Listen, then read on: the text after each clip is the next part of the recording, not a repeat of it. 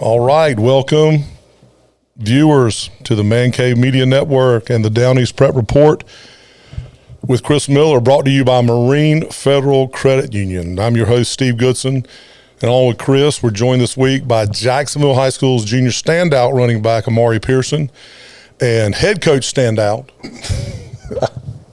Bo Williams. So, guys, thank you so much for joining us today. I know you guys are busy this week, prepping for a big game on Friday, so thank you guys for taking a little bit of time out. It worked out well with early release, I think. So anyway, so we're going to get started.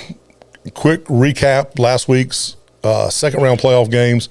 Then we're going to talk to Amari and Coach Williams about the season and about what's ahead. And then we're going to preview the third round matchups and get some predictions from Chris. And we've got a special segment before that called The Robins to the Batman.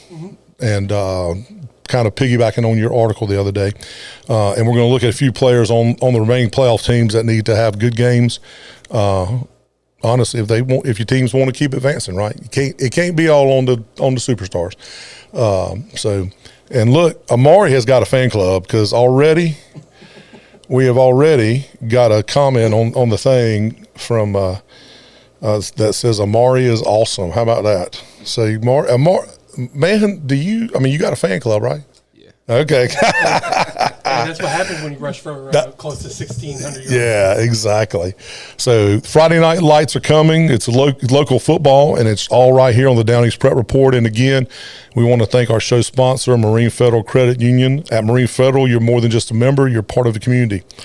With personalized service, competitive rates, and a commitment to your goals, Marine Federal is here to help you thrive every step of the way. Visit marinefederal.org to learn more and discover how Marine Federal Credit Union can help you build a better financial future. So we're going to kick things off like we always do with the player of the week. And that is obviously brought to you, like the whole season is brought to you by Down East Heating and Air. And so let me kick on that right there. So our player of the week this week, brought to you by Down East Heating and Air, is Andrew Boucher. I love it. The Water Boy. The Water Boy is player of the week, junior running back from Croatan 49, C4 13. Croatan's second round playoff win against C4. Boucher rushed for 197 yards, 15 carries, and scored 7 TDs. So that was pretty impressive. Yeah. Yeah, so, Amari knows a little bit about scoring. Yeah, he knows about 7. Is it 6? 6, you got 6, yeah. So, yeah. In fact, I think I've got a question about what's his favorite end zone celebration, I think, coming up. So we'll ask him about that. So the win sends number 4 seed Croatan Krugers, who are now 10-1, into the third round of the state playoffs for the first time in program history. And we're witnessing a lot of firsts this year, right? I mean, Dixon, first playoff win. White Oak, first playoff win in 20-plus years. Croatan, first time to the fourth round. A lot of individual. Reginald Gray broke single season Northside passing record a couple weeks ago. Of course, JJ and his over 3,000 yards. So, and I'm sure these guys but Bo's tight-lipped. He'll come out with it afterward. First undefeated regular season. For that's right. Yeah, that's yeah. First outright conference championship since 1990. So, it's been a great year for high school football from top to bottom. And I think a lot of people would agree that the going to 8 classifications and the realignment probably plays some part of that, but nonetheless, I mean, it's been a great season. I still think under the previous realignment, Jacksonville probably still finishes undefeated. No doubt. I think Croatan is still a really good team, but it's been a great season nonetheless. We'll see if all 4 teams keep it up on Friday night. Yeah, and I think we got some good chances of that, and it's been a great season because we've covered it actually. So I'm gonna take a little prop on that one. Again, Down East Player of the Week, Andrew Boucher, 7 touchdowns, third round for the first time in school history. Croatan will host, and we'll talk about this later. They're going to host conference rival Havelock, who's the number 12 seed. in a rematch from earlier this year. And the Cougars won that game 14-7. So again, Down East Heating Player of the Week, Andrew Boucher. Down East Heating and Air Conditioning, a family tradition of quality since 1986, with locations in Jacksonville, Wilmington, and the North Myrtle Beach area. Down East is the #1 Bryant dealer of the Carolinas. Home, office, garage, man cave, and yes, even a basement. Down East has the perfect system to help you stay comfortable during the football season. Head over to downeastheating.com and let Down East put their talents to work for you. All right, so let's look back real quick. We're going to get through this real quick. We're going to look back, and this is last week's action from the second round of the state playoffs. Hey, will you go help him? It's unlocked. You just kind of got to turn it and then pull it. Yeah, there we go. Second round playoff recap. 6A, of course, Jacksonville 52-12 over the 16 seed Hornet Central. What was their mascot? Do you remember? The Hornets. The Hornets. Wow. Okay. 5A, there you have Northside 48, Pearson 18, Croatan 49, C4 13, Northeast Guilford 49, Dixon 22, and then in the 4A bracket, number 3 seed East Duplin 48, North Johnson 20. So I did have a little. I'll give you the real quick recaps. After a kickoff return on opening play, Jacksonville exploded for 52 straight points with Anthony Washington, Amari Pearson, and Saron Thompson and Yondes Baker all delivering big plays to push the Cardinals into the round 3 at 10-0. Pearson rushed for 151 yards on just 8 carries, so that's close to, even my math tells me that's close to 20 yards a carry. 18 yards a carry? 18, 19 yards a carry. He seems to be having a good season. Yeah, that's a pretty good season. And while Washington totaled 3 touchdowns in the rout, Northside 41, Pearson 20. Freshman Zion Jones powered Northside with 220 yards rushing and 2 touchdowns. Reginald Gray added 3 rushing scores as the Monarchs won their first playoff win since 2019. They forced 5 turnovers, and they will now advance to play St. Paul's, who I have heard a lot of. We talked on the show Sunday night, the 2-minute 6-pack show about St. Paul's. I think they're 10-1. The only loss coming to 71st. So, and that wasn't that who beat you guys last year in the in the playoffs. So so they're going to bring it. That's going to be a good game.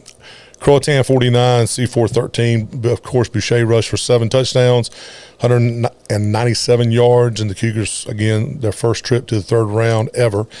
And they've tied actually a program record with their 10th win. Quarterback Cannon McBride went 13 for 16, 145 yards in the dominant performance.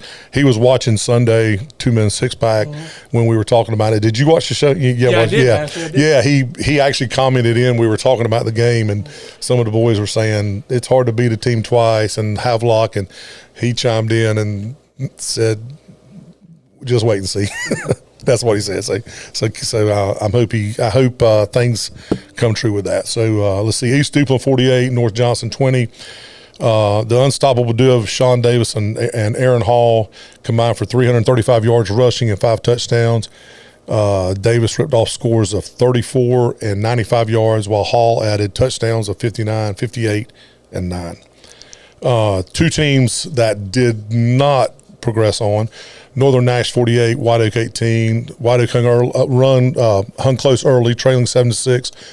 But Northern Nash erupted for 35 points in the second quarter to take control of the game. Josh Smith accounted for all 3 White Oak touchdowns, which doesn't surprise me at all. Does it surprise you? Yeah. Northeast Guilford 49-22 to Dixon. Dixon actually had to lead 8-0 and then 28 unanswered points to seize momentum to eliminate the Bulldogs. J.J. Gillette. Yeah, I'm sorry, because he told me last week. Yeah, Gillette kept Dixon fighting with 223 yards rushing and 3 touchdowns in the loss. So 4 teams advance, 2 teams go home, and they're starting basketball season. So anyway, all right, we're going to get on with the interview. You ready? Yeah, because these guys got to get back.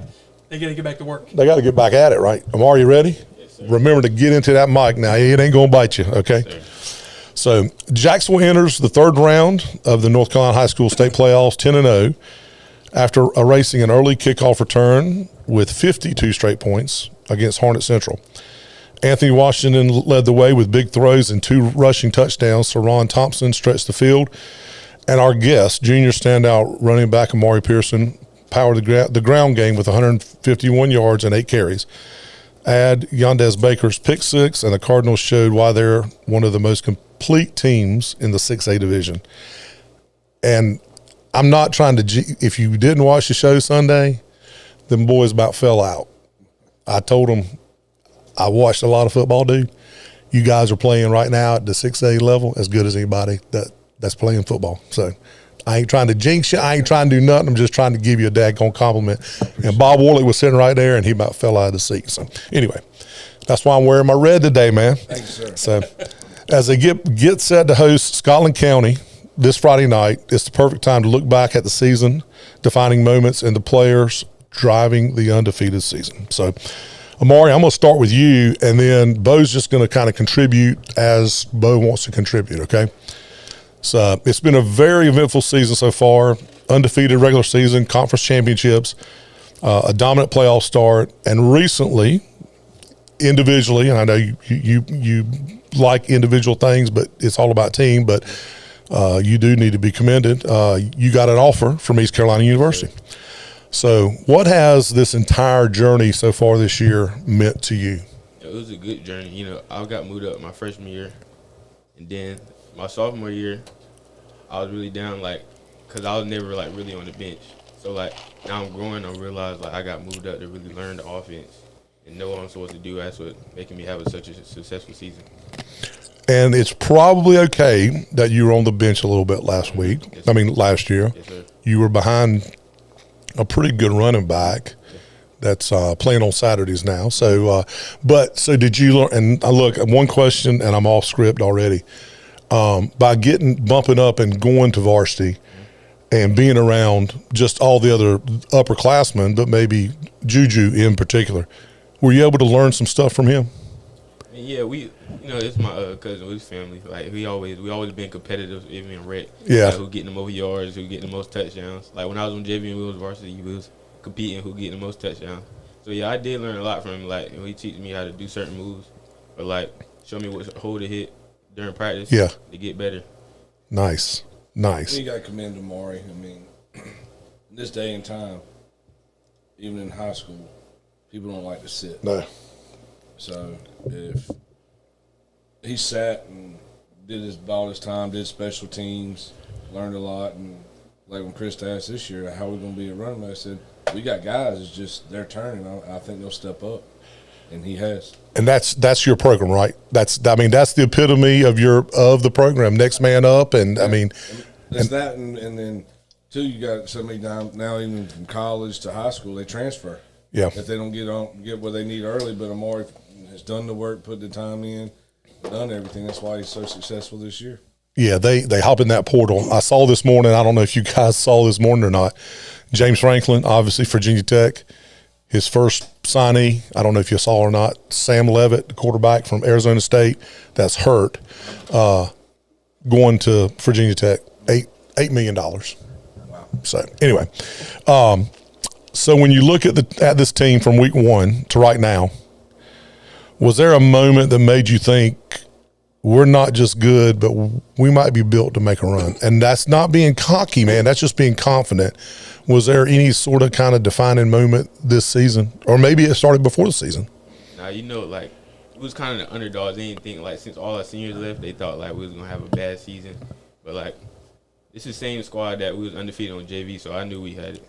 Yeah. I knew what we was capable of doing. Just keep playing and plugging away, right? And this guy right here will keep you straight.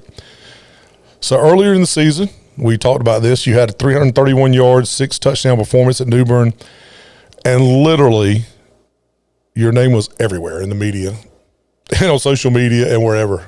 My man here did an article on you holding the 6 footballs. Did that game in any way change your confidence at all, or did it just kind of reinforce what, not necessarily for you, but the team, had been working on for the entire season? I mean, I don't want to be cocky, but I know what I'm capable of. Like, I know I was capable of doing it, but, like, that was the first time I seen my O-line. Like, that was the best blocking I seen my O-line do, so I want to give credit to them. Yeah. And then we was getting good looks on D all week, so I feel like it translated to the game. I was able to have a successful game. That's awesome, man. So the game, obviously, with your crosstown rival, White Oak, always big game. You guys went into that game undefeated, and it was a big game regardless. You won 9-0 and to go 9-0. But the big thing was the first outright conference title since 1990, an undefeated season. Correct. So, what did that moment mean to you and the team to be able to give my man here that? I felt good. He deserved it. He's a great coach. Gives us new equipment, take care of us, cold gear, anything. So I feel like he deserves a state championship this year. That's awesome, man. So I talked about this a second ago. Coach Williams always preaches next man's job or next man up.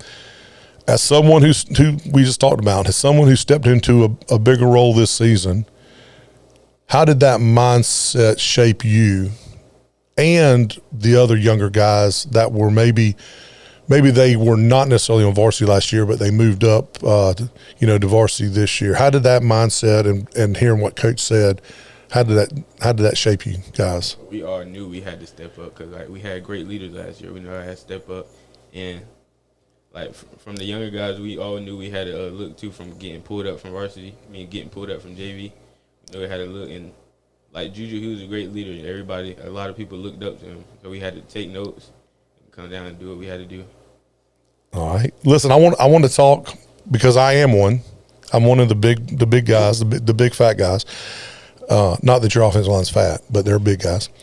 Your offensive line has really been dominant this year, man. I mean, I've been to 3 or 4 games and they move them, they get them out of the way. So talk to me about you guys and what makes them special. No, because as their own thing, they all I say certain that got their certain perks on the O line. Like our center, he the IQ of the line. Then we got Moretti. He get on them. He's a leader too. And then Tanner, he's a leader. So I feel like they all come together and make sure they're doing the right thing. They all stay on each other, make sure they're doing the right thing. And even Tanner was hurt. Kellen came back. He stepped up and did what he had to do when Tanner was out for a couple of weeks. So, but we have a great O line. That's awesome, man. Defense. I'm gonna talk about your defense. Again, dominant throughout the season and a fantastic game in round 2 last week. And I was talking with Chris yesterday or Monday, and I started I feel like I'm leaving somebody out. But you got Baker, Henry, Moses, Rogers, Roos, Salua. I'm just going to say because I could not pronounce that other two. Yeah, whatever, man. I'm just going to say Salua because Salui. Kendrick, didn't you? And by the way, Kendrick Bernie's here. Didn't his family go to? That's the ones from Southwest, right? His dad. Okay, yeah. Quentin Xavier Burns, Nehemiah Johnson, Avery Acapella, Dylan. Literally, did I just name 11 guys? I don't know. They've been taking over games, man. Just dominant defense. So how does the offense?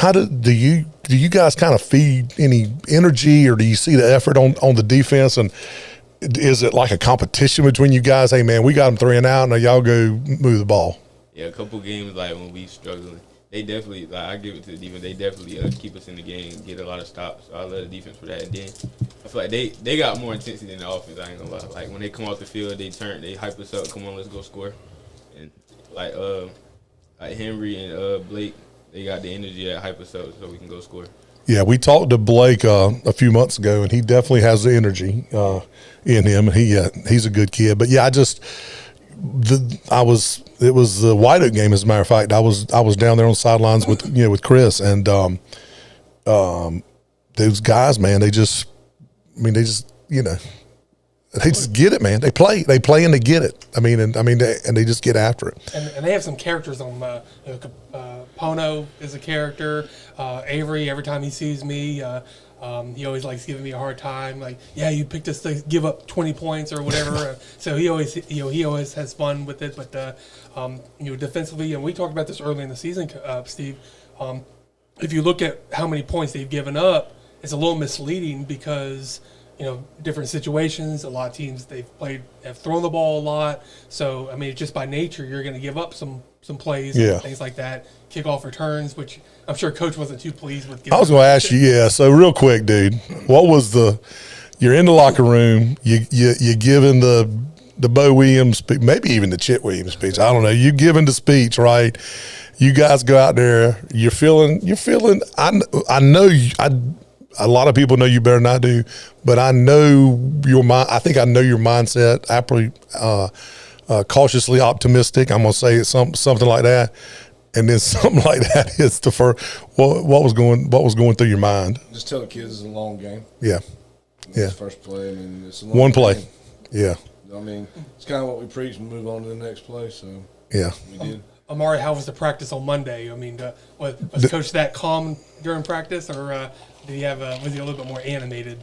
I mean, yeah, I feel like when we do kickoffs, like sometimes we got to keep redoing it and doing it because he feel like that's important in the games. So, like, yeah, he makes sure we keep doing it and get more reps in the kickoff. Cause, like, during our bye week, we was getting like multiple kickoff reps, so I feel like we shouldn't have let that happen. But like, yeah. I mean, and you do understand, the positive thing about kicking off all the time is that you're scoring, right? Yeah. So okay, there's a correlation to that. So anyway, you and Amari Pearson, is that how you say it, Pearson? Mm-hmm. You guys just are a great running duo, man. What makes you guys?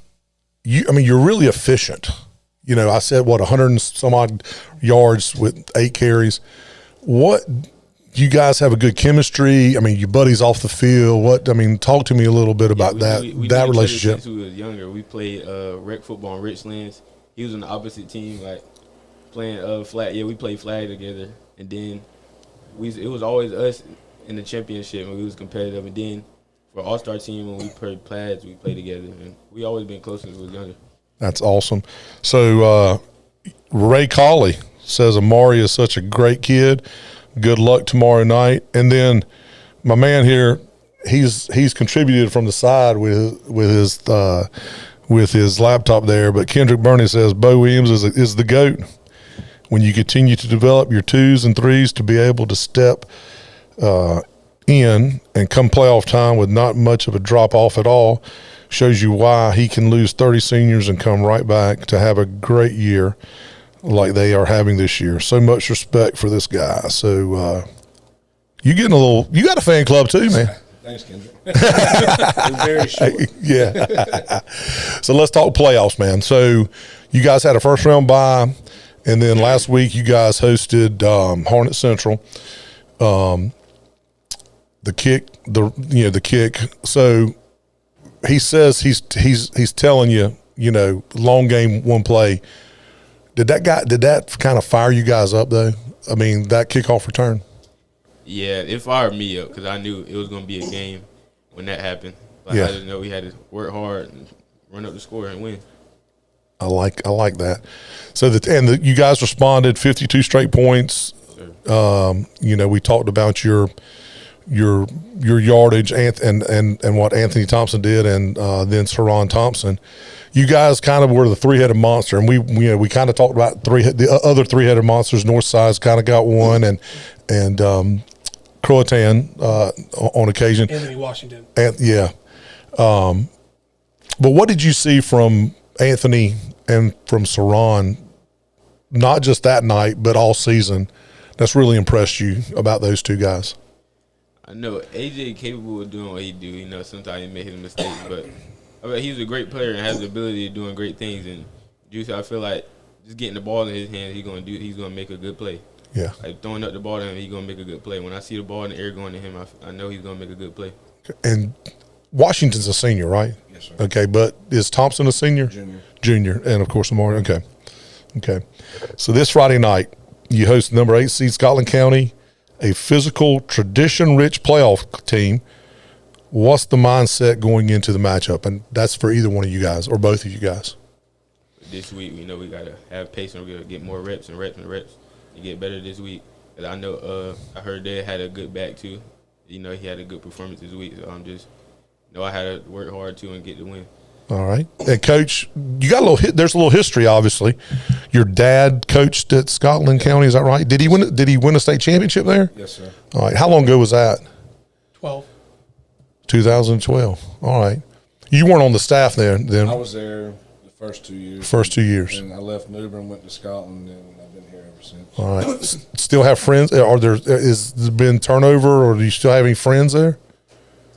He doesn't have any friends. Yeah. He No, I mean, we know some people there. But Yeah. I'm a anti-Facebook guy, so I just don't.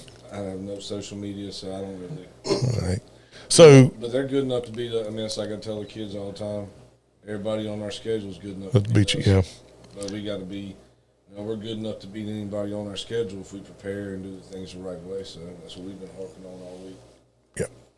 So playoff games get tighter, faster, and more emotional each round. How is Coach Williams and the staff keeping you guys focused and sharp week in and week out? By motivating us every week, making sure we do the right thing. Like, by the motivation, he come to practice and tell us if we do the right things, we can get out early. Like, but he just wants us to do the right things and just keep motivated week by week, which makes us get the win. Because we know it's an opportunity of a lifetime to play football. That's exactly right. So, Coach, talk to me real quick about Amari and leadership on and off the field. He's more of a leader by example. Doesn't say a whole lot. He picks and chooses his times.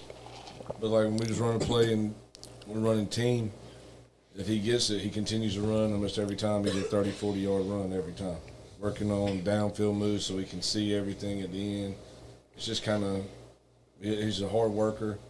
I knew we lost Juju and Eric, but I knew Amari would be okay, so I knew we would still have pieces in place. Yeah. Because they've done everything, too. It's just their turn, and now – I mean, finally, Amari Betton's finally fully healthy, so I'm kind of excited. So he's been hurt for he had an ankle problem for about 3 weeks now. So we're excited to get him back. That's awesome. So viewers, of course, it happens every week. Millie's kind of invaded the show, so she's going to wander around, and if you guys don't like it, then I'm absolutely sorry and I apologize, but she's the queen of the house, man. So she gets to roam around wherever she wants to roam around. Bo, your line. How many guys were coming back from last year that were starters, or what's the? Anderson and Tanner, really. Okay, so you're doing all this, man, with three new guys on the line. Yes, sir. That's amazing. And of course, Kendrick has said over here again, Amari Pearson is a true dog. Some athletes have that it factor, and he has worked his butt off. In his opinion, to be one of the best individual seasons that this county has seen. And y'all stated what he went and done at Newbern was a statement. Not many go to Newbern and do what he did. So that is a very, very true and statement. that was impressive because I know Newbern kind of got off to a little bit of a tough start and they got better throughout the season, but you did it at Newbern. I mean, it wasn't like they played Sisters of the Poor that game. You did it against a very strong program, and so that was very impressive. So let's talk about your offer. So to my knowledge, that's your first is that your first D1 offer? My first offer, Yeah, and it's first offer overall. So that happened a couple weeks ago to East Carolina, and I want to tell you first, man, congratulations, because that's a feeling, man. That's a feeling, and a special feeling. So just walk us through that moment when they offer, if you don't mind. I know it's personal, but if you don't mind sharing with us, and just tell me about how you felt. I'm sure your mom and daddy were probably there or whatever. Just talk to me a little bit about that, man. I got invited to the game by Lance. I was there. I was talking. I was with Dakota Marshall. He was introducing me to all the players, all the coaches, and then right before the game, Coach Freeman. I went to talk to Coach Freeman. He offered me a school, full ride. That's awesome. But that is fantastic. So what do you feel college coaches like East Carolina are seeing in you and in your game that can translate to the next level? Really, my speed and my vision, like my ability to pick holes. Okay. So only a junior, and this season's far from over. So you got your senior season coming. What's your plans, man? Obviously, senior year, graduate. You want to go to school and play football? Yes, sir. All right, and that purple's nice. I ain't gonna tell you now. Your cousin's wearing that blue stuff over there, so I'm just going. That helmet might fit you right over there beside you. So, but anyway, yeah, congratulations, man. It's awesome. I don't have any more questions except for the rapid fire stuff. Do you have? I was going to add that going into the season, Coach you and I talked about that next man up mentality and who was going to replace Juju and Eric Griffin and even quarterback him. And those guys, I think I was really impressed the first time I saw you guys play early in the season. It might have been the East Duplin game, if I'm not mistaken. And Amari got the ball, and you didn't think he was going to make a big play out of it, and he gets the ball out of option play and has a pretty big performance there. And so he just runs hard. As soon as he gets the ball, he runs hard. And I've said this all season long, when you guys can throw the ball well, Sharon Thompson, he's come up some 3rd and 4th down conversions for you guys all season long. I did give him a hard time. Remember basketball season, he had that celebration. I kind of picked on him celebrating a 3-pointer. He was happy about that, but we gave him a hard time about that. I mean, he ain't the best of shooters, so I mean, you got to celebrate when he can. That's great. Kendra, you got any questions, man, for Amari? You can come over here and borrow the mic. You want to shout it out? You got anything you want to ask him, man? I'm just enjoying the show. All right, brother. That's good. So we're gonna have this rapid fire deal. So it's gonna be quick hitting. Just think about it, but we're going to try to get you to answer them as quick as we can. So here we go. More satisfying, breaking a 60-yard run or lowering your shoulder and trucking someone? 60-yard run. Okay. Which teammate talks the most trash at practice? Sharon Thompson. Okay. Pre-game hype song? I sent my Ride Wave. Okay. Tougher to run behind, inside zone or outside zone? Inside. Okay. Favorite post-game meal after a big win? Bojangles. Bojangles. What you get at Bojangles? The tenders? Yeah, man. Yeah, they're on time. What kind of sauce you like with them? Honey mustard. Okay, me too. There was some up there, by the way. I don't know if you saw. Okay. Who wins a 40-yard dash? You, Benton, or Washington? Benton got it. Benton. Oh, does he? Yeah. What's he running in? Quick. He's quick. 4.3, 4.4. 10.5 FAT in the 100 last year. Okay. Wow. Favorite NFL running back to study? Chris Johnson. Celebration of choice: spike, flex, or point to the sky? Now I saw you hit a pose the other day. Is that your go-to? Nah, that was my first time. Okay. What's your spike, flex, or point to the sky? Which one? Flex. Dream school growing up? UNC. Who is the funniest guy in the locker room? Probably Sharon Thompson. All right. So he's talks the most trash, but he's also funny. He's a clown. Is he? He's just a clown? He loves to play. Does he? Jay Reeves says, congratulations to you, by the way. Better feeling, getting that ECU offer or a 300-yard game? 300-yard game. Okay. Complete this sentence. Jacksonville high school football is? The greatest. The greatest. All right. You got anything else for him, Coach? I call you Coach. You got anything else for him, Chris? Like I said, I've been called worse. So you probably coached your daughters. Did you coach her or anything? I try to coach her. She doesn't listen to me. Well, I mean, that's a parent and a kid though. So No, like I said before, just those guys have really stepped up, and the offensive line, they continue to do their thing, and Coach Williams has done a good job, I think. all right. He seems to know what he's doing. He seems to know what he's doing. It's taken him several. No, I'm just messing.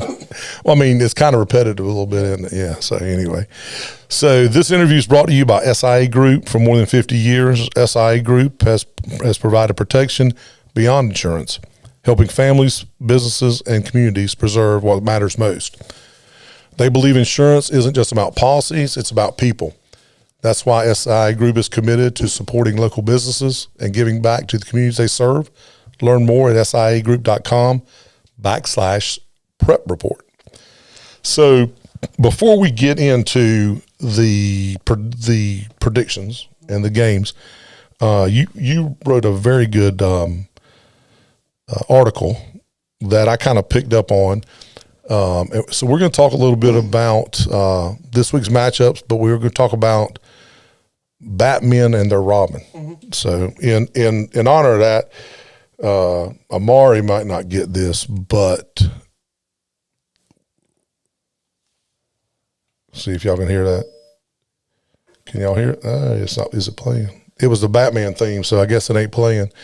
But anyway, here it is. I'm sorry, I hit the wrong button. Here we go. So here we go. That's the Batman theme right there. Yeah, I don't think the kids would know. The kids probably don't know. Yeah, they know the villainous Batman, probably the movie. So anyway, the show where he punched somebody and it goes wham. And yeah. So, but this is I thought you wrote a great article, man, and it's so by the time you reach the third round, everybody knows the Batman. They stand out, and they're the stars that drives the team. For Jacksonville, obviously, that's Amari Pearson and Anthony Washington. For Croatan, Andrew Boucher and Cannon McBride. Northside, Reginald Gray and Gavin Davis, and East Duplin, Sean Davis and Aaron Hall. Those guys get a lot of the headlines, and they've earned them. But November football is never just about Batman. It's about Robins who can also shine. So we're just going to want to give these guys props real quick, starting in the upper left. Croatan, Carter Abalos, 80 tackles, leading the team. Next to him, J.B. Bacali, 10 touchdowns and grabbed 3 picks. And Riley Robinson doing everything on the both sides of the ball. So I'll mention them, and then I'll let you talk about Croatan's 3. Like we said before, Cannon McBride and then and Boucher have gotten a lot of their names typed up several times this year. We've talked about them, but Abalos, he played at Swansboro a few years ago and transferred to Croatan, and is really a key. I thought that name was familiar, the Abalos name, yeah. But he's a key fixture for their defense. Bacali kind of does a little, makes some plays here and there, and then Robinson, like I said, is kind of a jack of all trades for Croatan, and I'm sure Coach Gurley from Croatan would agree that those guys and others they need to contribute if they're going to continue their run. Yeah. East Duplin, Zach Ball, and he's had 7 interceptions this year. That's amazing. Dwayne Davis, big-time defense and nearly 400 yards rushing. And Keyshawn McKinney also plays defensive back, and he's the team's tackling machine. So, and we talked to Battle last week about that. He's the leading tackler on the team as a defensive back, but he finds his way getting inside the box, and look, Zach Ball, 7 interceptions. That's nothing to. That's legit, man. That's like college. Over a season with college, yeah. Somebody gets 7 interceptions. Kendrick, what was your season high when your season high when you were at Carolina in interceptions for a season? 5, yeah. So they quit throwing his direction. Well, that's true. They quit throwing over Kendrick's side. So yeah, so 5 was good. My freshman year, I think, was like 9 or 11. Okay, yeah, good deal. Jacksonville, their own crew, and we mentioned these names. Yondez Baker, one of the area's top defensive backs and scoring threats every time he touches the ball. You guys were dominating White Oak, but the play right near the end of the half where he returned that punt, that was because you were if I'm not mistaken, you guys were also getting the kickoff the second. That was that twofer, man, and that was it wasn't a game changer, but it was big. It was big, and it was another nail that was going in the coffin. So he can impact the game on special teams. We mentioned Button averaging almost 8 yards a carry, and then we mentioned Saron Thompson, who's become a big play receiver down the stretch. And like Coach said, I mean, Amari Pearson, you're going to incorporate him more into the mix going forward, and he's going to be, if Amari needs a spell, or if you're going to run multiple backs in the backfield, he's going to do well. Sharon's going to make some big plays, and then Yantes has shown all season long he's been a big playmaker. He probably just goes a little bit unnoticed because he plays defense. Yeah. But he's kicked two kickoff returns for a touchdown, a punt return for a touchdown, and has made several defensive plays. So, and obviously, we mentioned the offensive line. I mean, I could have gotten more guys on this list, but yeah, and to the offensive line's defense, I don't think they would like to be called Robins. Yeah. I mean, I'm just going to go out on a limb, and they don't want to be. They would want to be called the Incredible Hulks or something like that. They would not want to be called Robins. Northside, we got freshman Zion Jones coming off 226-yard performance. He stepped up last week because the Anderson kid being hurt. I actually talked to Kendrick today, and he thinks that if they can keep advancing, that the Anderson kid in a couple of weeks will be back. Then the next guy is Anoop. Is it Anoop Monroe? Anoop Monroe. I'm assuming 118 tackles leads the team. I mean, if they got somebody with more than 118 tackles, then and you left them off this list, then something's wrong with you. And then Matthew Smoot, 6 interceptions for the year. So talk to me a little about which their north side is.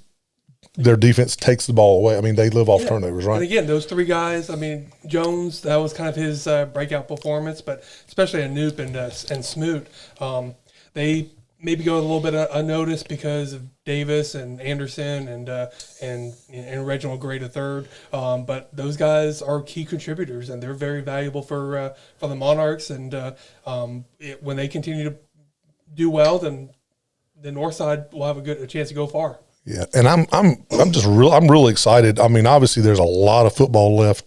Knock on wood, this year, with the 4 teams in it. But if you look at, and I'm just going to say it, probably the best 2 teams in our area right now, Jacksonville and Northside. I mean, I'm just going to say it. Northside's skill positions are all underclassmen. I mean, the quarterback's a sophomore. This Jones kid's a freshman, and Gavin Davis is a junior. Jacksonville will be losing the quarterback next year, but you've got your running backs coming back, and you did say Thompson was a junior as well, right? So excited about this year's football, obviously, and what's going to happen, but we've talked about it over the last 13 weeks of this show, man. Just a lot of really good skill position players having really good years this year, and a lot of them are underclassmen, right? Yeah, so it's good. I think the future is bright for Onslow County football, and especially Jacksonville Northside. They'll continue to be strong, and then Croatans. I mean, all their stud players are sophomores and juniors, so it's going to be pretty neat going forward to see how these teams do. All right, I'll switch back to the main camera so everybody can see Millie in the picture.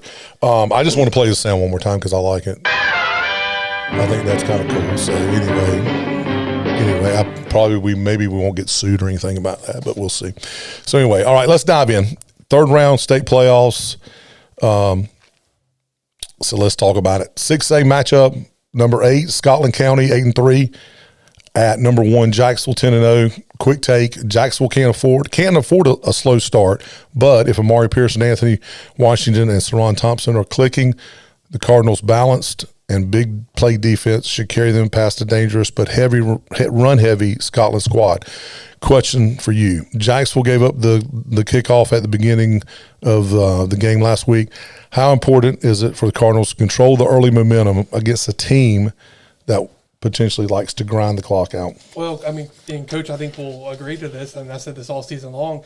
You guys have done a good job of getting that early lead, 7-0, 14-0 lead, forcing an early turnover, fumble, interception, things like that. And so, I mean, obviously, if you guys are able to do that again, not saying the ball game would be over, but it would bode well if you guys were able to establish that early 7-0 lead and let your defense take care of business after that. But Scotland County is a good team. They won 5 of 6. Their only loss in that spell was 12-7 to Cape Fear, which is the 7A team. And Coach, you know this as well as I do. They went to the third round last year as a 24th seed of 32 teams. So a lot of those guys are familiar with what it takes to win in the playoffs. So they're not a slouch team. That'll be a tough game for us. Always is. They always are, man.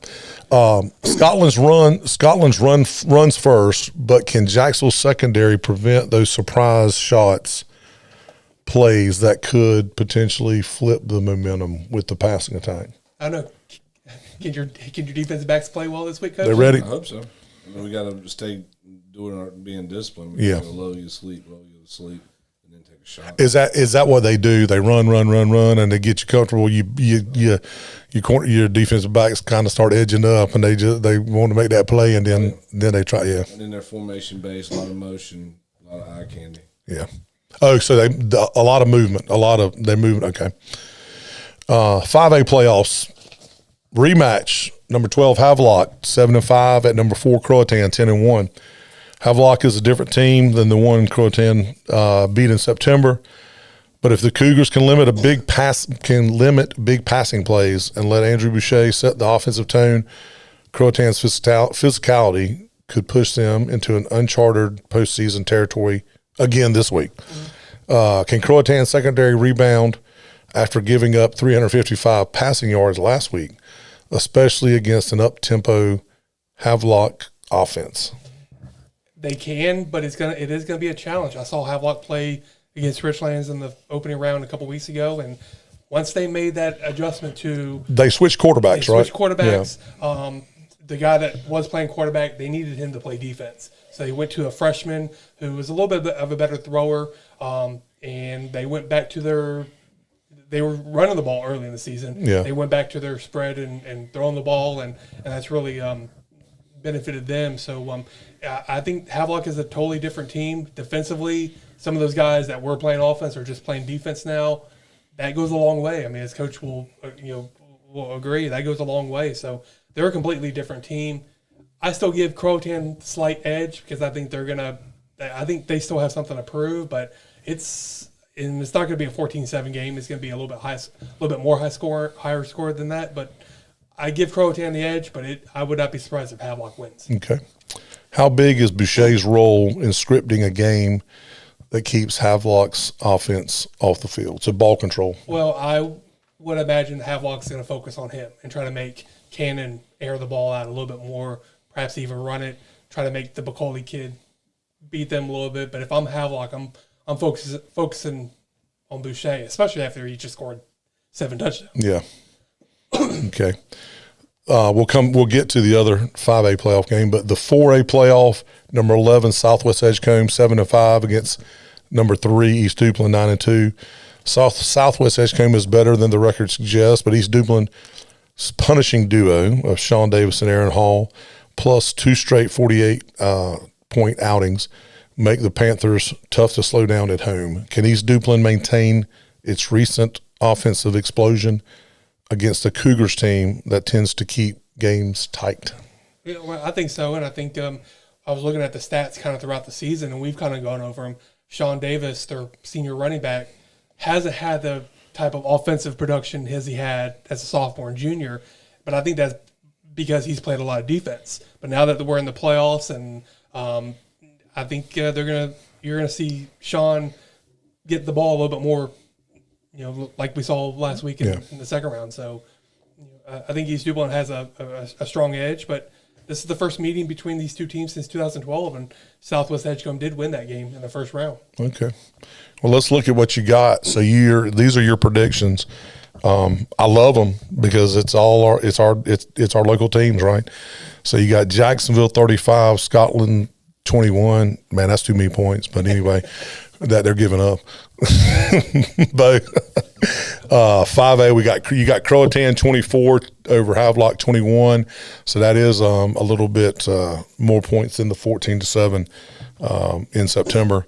And then you got East Duplin 46 and Southwest Edgecombe 20. And I'm sure, like I said, I'm sure Avery and some of the guys are gonna, when they see me at the game Friday night, are gonna be like, "Can't believe you said we're gonna give up 21 points." So, I love it though, man. I love the fact that the boys are competitive. I mean, I love it. I mean, every time you go out there, you should be trying to give up 0 points. I mean, you're gonna give up yards. I mean, yards are yards, but you should try to put a goose egg on the board every time. Well, you look at Coach when I had Jacksonville going 7-2 this year. The first time I talked to him, he goes, "Yeah, I'm not real happy with you thinking we're going to go 7-2." Hey man, that's bulletin. Man, you just create bulletin board material for everybody. So that's okay. So let's look at the game of the week. The game of the week actually this week is brought to you by the law offices of John Drew Warlick. So and the game of the week is number 6 St. Paul's 10-1. Going to Northside, number 3 Northside Monarchs at 9-2. Just real quick, some keys to the games for St. Paul's. Ride the hot hand. Their running back McBride has rushed for almost 1,800 yards, 25 TDs, and he's the engine and controls the tempo. And the best defense of an offense is to keep them off the field, right? So I guess with this, St. Paul's is going to potentially try to combat Northside's offense by making them stay on the field and play defense a little bit. Balanced attack matters. Their quarterback is thrown for just over 1,300 yards, and it's going to prevent the potentially Northside stacking the box up. Stay on the gas. Bulldogs have won 4 straight, keeping that confidence and early momentum.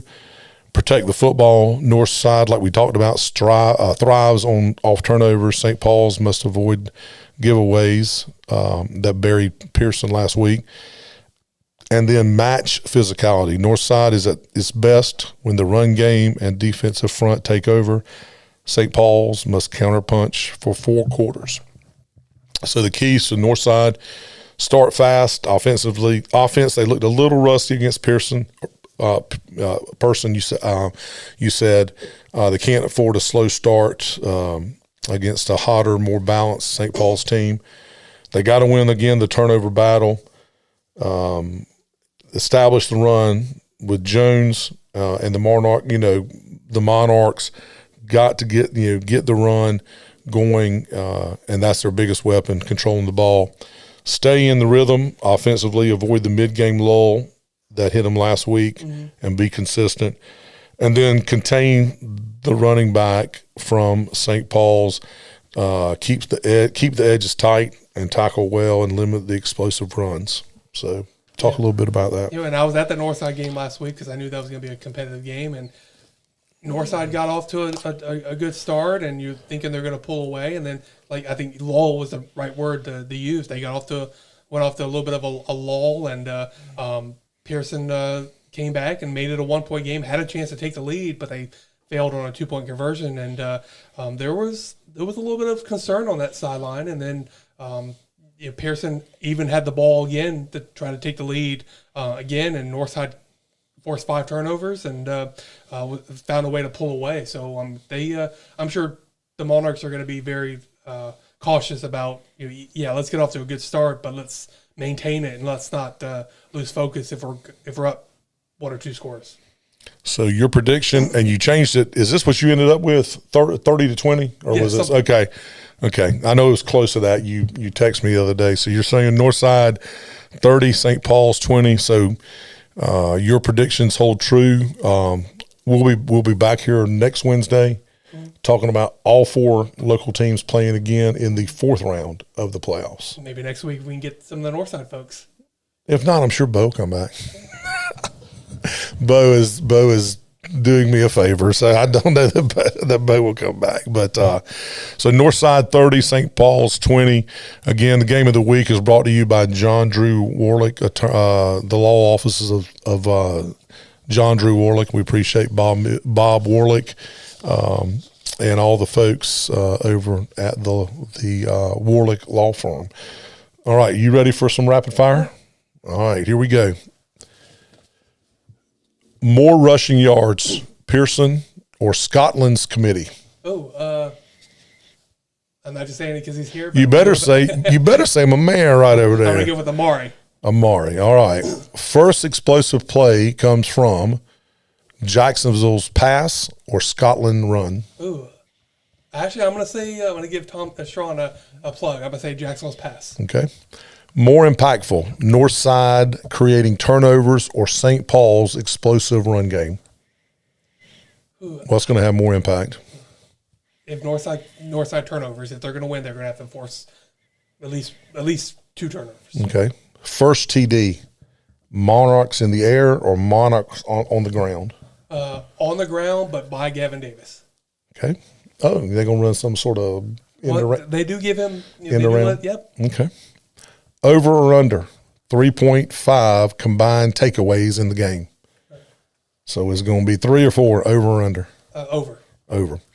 Who starts faster, Havelock's tempo or Croatan's ground and pound offense? We'll go with Croatan. Okay. More important matchups, Boucher versus Havelock front or Croatan DBs versus Montoya. Is that how you say it? Montaigne? Montaigne. Croatan's DBs. I think they need to be able to apply some pressure and rattle him a little bit if they're going to play well defensively. Okay. Closer to the first meeting, 14-7 or shootout, which you've already said that you were predicting. I think more of a shootout. Okay, more of a shootout. More rushing TDs, Davis and Hall or Downey. I guess that's the running back for Southwest Edgecombe. Davis and Hall. Okay. Sounds like a band. Hall. Hall and Oates, right? Bigger swing factor, Southwest Edgecombe's passing game or East Duplin's offensive line dominance? Southwest Edgecombe's passing game, because as we talked about before, East Duplin has a pretty good secondary with those 3 guys that we mentioned. Yeah. They play in the secondary, and so Zach Ball will have a chance to maybe get 8, 9, or 10 interceptions on the season. Okay.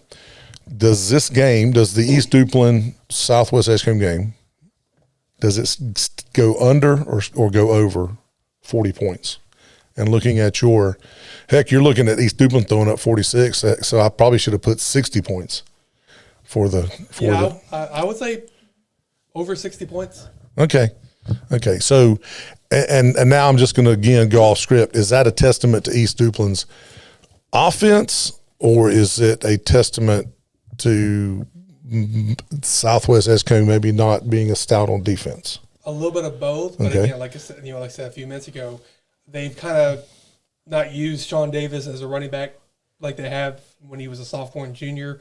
Again, he's played a lot of defense this year, but if I'm East Duplin, and I'm going to give the ball to my horse, as many times as I can. Coach, do you agree with that? Giving the ball to your horse and letting them? That's a good plan. That's that kiss for keep it simple. Keep it simple, stupid. That's how I go about doing things. Well, I did want to ask Amari. So when Coach calls your number and you're constantly getting the ball, how's that? Do you get tired, or is it fun having your number called all the time? Yeah, it is fun. I mean, when I'm warmed up, I like getting the ball early to be warmed up. So when you warmed up, you can already hit your moves. You already know what you're going to do and get loose. When I'm loose, I feel like I run faster. So I asked the Patrick, at last week, is there a play when I don't know if you plays how the plays are called, if you call them at the line, the huddle, or whatever, but a play that when it's called, you go, yeah, that's me, and I'm gonna eat it up. Any zone play, I like picking my own hole. Okay, so anytime you get the ball, you're locked and loaded, right? I like to use my vision, hit the hole. Okay. The open field, yeah. All right, man, that's awesome. It's in the bloodline. It's in the bloodlines? All right. Do you got anything else? No, I mean, it's 4 teams. I mean, two in Onslow County, Jacksonville, Northside, and I did want to say something. All right. And this is, Coach, I'm not going to get you in trouble. I mean, I didn't know anything about this, Coach. I'm just telling you right now, I did not know anything about and this. people know that I like basketball. I love basketball. I love all sports. But we had a school last week that had, that was in a playoff game, and they still decided to have basketball played at the same time. And that just, for some reason, that just gets under my skin. Let the football team have its spotlight and move the basketball game. And I don't know who it was, but I'm glad I don't know who it and was. the athletic director from that school was like, "Well, nobody's going to go to the football game because we're 3 hours away." Well, nobody went to your basketball game either. So let the football kids, they deserve it.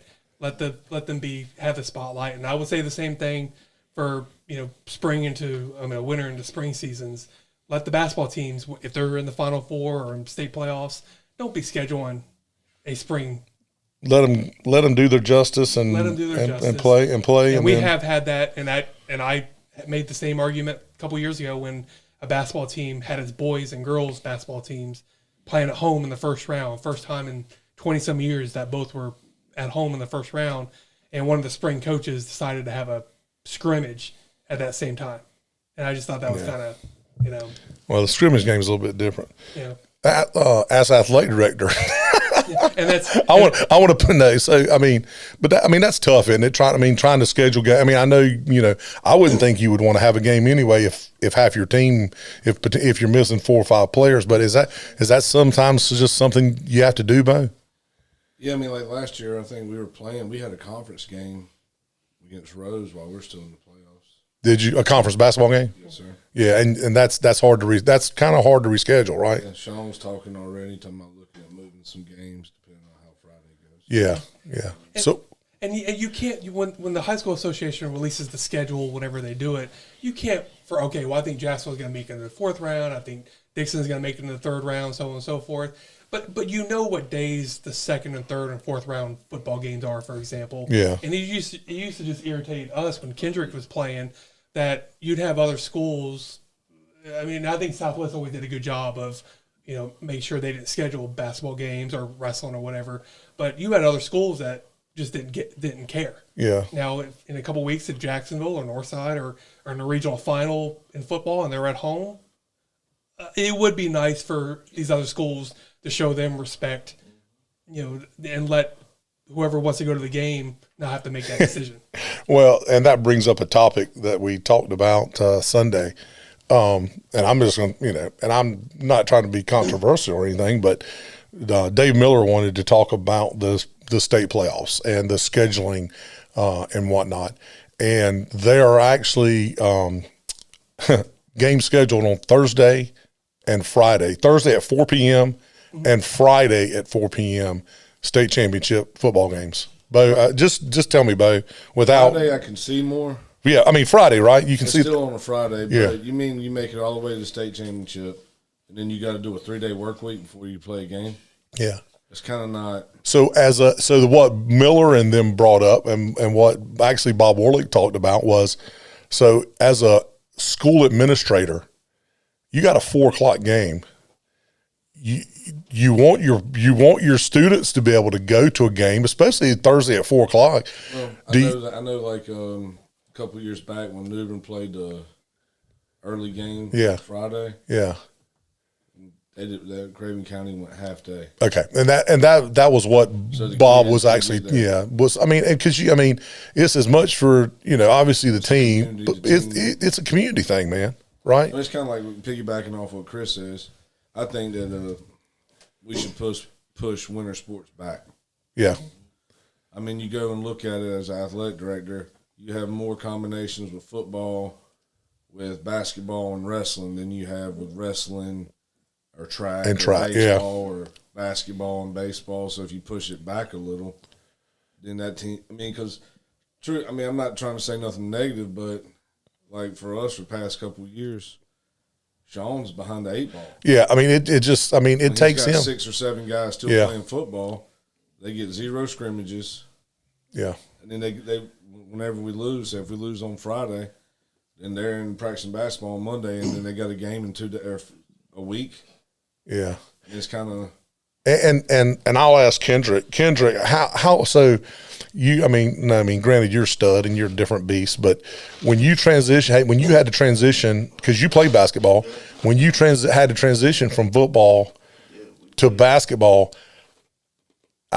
I'm just going to say week. How many, did it take you 3 or 4, 2 or 3 weeks? Yeah, because basketball is a totally different shape. Yeah, just to get your legs and just to get the flow of everything. There's a 2 or 3 week period, man. It's a big difference. Yeah. It would take, because like you said, we played that state championship game that Saturday. We had a basketball game that Monday, Tuesday, Thursday. You know what I mean? Kind of make, but it's totally different shape. And like you said, back that thing up a little bit. But could you back it up, 2, 3 weeks? 3 weeks, 2, 3 weeks? I say start.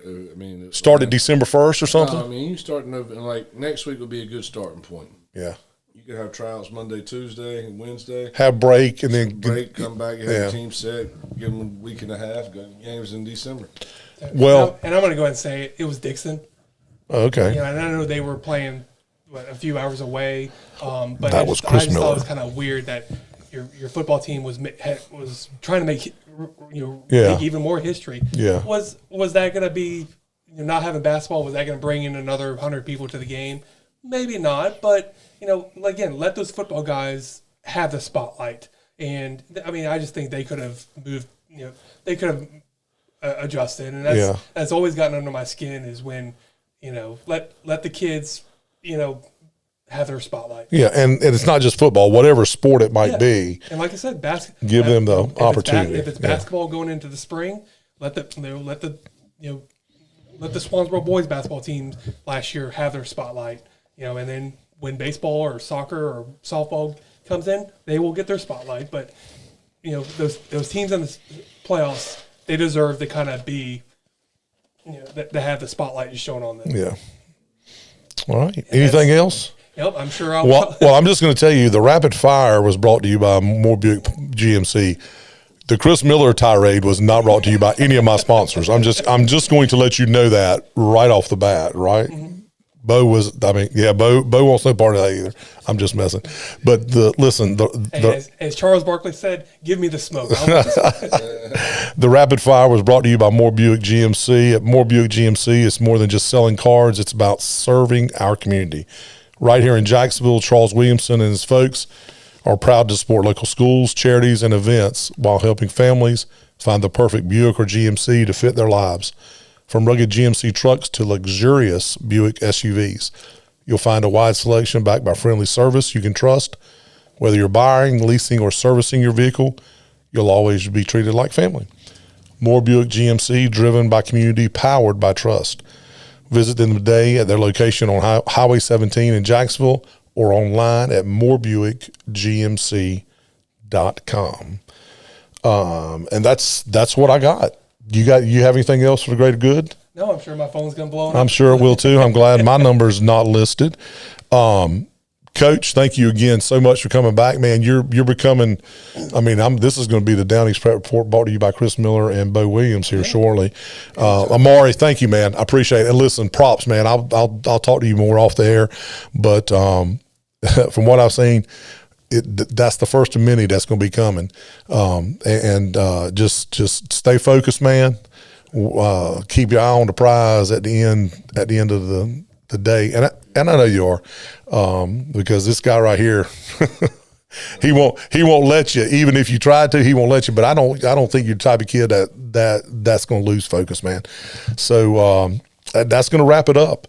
So for the Down East Prep Report, brought to you by Marine Federal Credit Union, I want to thank Amari and Coach Bo for some great conversation. Of course, Chris, thank you for your predictions and your first round matchup analysis. And thank you, Kendrick Burney, for chiming in. And we'll get you on screen next time. But again, thank the show sponsor, Marine Federal Credit Union, where you're more than just a member, you're part of our community. Visit marinefederal.org to learn more and discover how Marine Federal Credit Union can help you build a better financial future. So tune in on Sunday at 6 p.m. for me and the boys on 2 Men to 6 Pack Sports Podcast. We'll be recapping Friday night's results, and we'll be talking a little college football and talking a little pro football, and then we'll, of course, go over our studs and duds Last week, our studs were the Jacksonville High School soccer team, even though they took the L. And Joey Mahachik, the boys played extremely hard. Played hard till the end, man. Overtime. It was a great game. And another one of those damn excuse my language, another one of those damn Chapel Hill teams got us, and it wasn't the ones in the pretty blue, Kendrick.